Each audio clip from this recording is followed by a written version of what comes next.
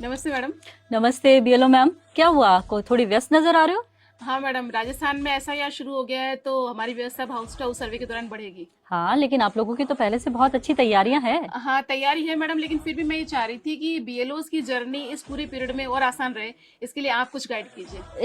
इस फेज 2 के लिए जो सबसे खूबसूरत बात है वो ये है कि इस बार इनोवेशन फॉर्म बहुत ही आसान और छोटा सा हो गया है। एक ही पेज का है, आपने देखा होगा ना? हाँ हाँ, एक ही पेज का है। तो ऊपर के जितने भी कॉलम है वो तो प्री प्रिंटेड आ रहे हैं, उसमें एक फोटो लगानी है और वहाँ क्यूआर कोड भी है। नोट किया इसको? हाँ क्यूआर कोड है मैडम, ये कोई स्पेसिफिक है प्रत्येक हाँ के लिए? हाँ बिल्कुल। एक्चुअली जितने भी ईएफ हैं उन सब के लिए, हर एक के लिए अपना एक स्पेसिफिक क्यूआर कोड है और ये मतदाता की सूचना तक पहुंचाने के लिए।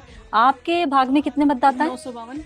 ओके, अगर मुझे 837वें नंबर के किसी मतदाता की सूचना कहीं देखनी हो फिर तो बहुत कितना स्क्रॉल करना पड़ता जी, है। जी, हाँ। लेकिन इस बार इस फीचर की वजह से बीएलओ ऐप से अगर आप इसे स्कैन करते हैं तो आप सीधे उस मतदाता की सूचना तक पहुंच जाएंगे। और ऊपर का जो इसका पार्ट है इन्यूमरेशन फॉर्म का, वो तो सिंपल है, निर्वाचक को हाँ, निर्वाचक को अपनी डेट ऑफ बर्थ भरनी है, माता पिता एपिक नंबर अगर अवेलेबल हो तो वो सारी चीजें भरनी है। तो यहाँ तक तो कोई बात है ही नहीं। हाँ बिल्कुल मैडम, ये तो आसान है। फिर इसमें इन्यूमरेशन फॉर्म में नीचे का पार्ट है, उसमें 2 कॉलम है और मैपिंग से संबंधित है, तो थोड़ा सा इसको हम लोग कैसे और अच्छा मतलब कर सकते हैं, शो करना है। बीएलओ जो है वो हमारे फुट सोल्जर्स हैं और आप लोगों की वजह से ही निर्वाचन विभाग अब तक 70% से ज्यादा मतदाताओं की मैपिंग कर चुका है और अब हाउस टू हाउस के दौरान हम ये आशा रखते हैं कि ये बढ़ जाएगी।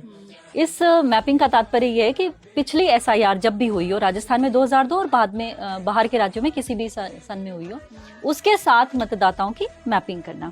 तो जो बायां भाग है उस बाएं भाग के अंदर उन मतदाताओं की सूचना भरी जाएगी जिनका नाम पिछली एसआईआर की सूची में था।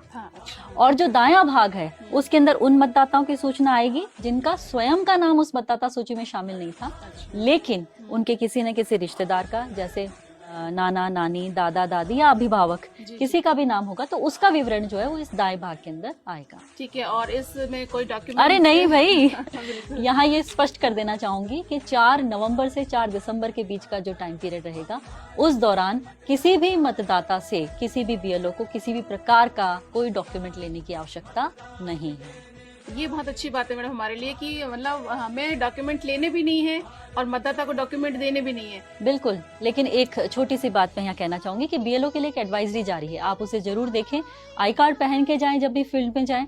इसके साथ साथ बीएलओ ऐप को लगातार अपडेट करते रहें और आपको जो डेली समरी शीट दी जा रही है उसको ध्यान से भरें, क्योंकि उस समरी शीट के आधार पर ही आपका पर्यवेक्षण होगा और पता चलेगा कि आपको और अलग से असिस्टेंस की जरूरत है तो आपके साथ की जो वॉलंटियर्स है और जो हेल्प डेस्क है जो अवेलेबल है, बीएलए है, उन सब को आपके साथ अटैच करके ताकि आप आसानी से वो पूरा काम अपना कर सके।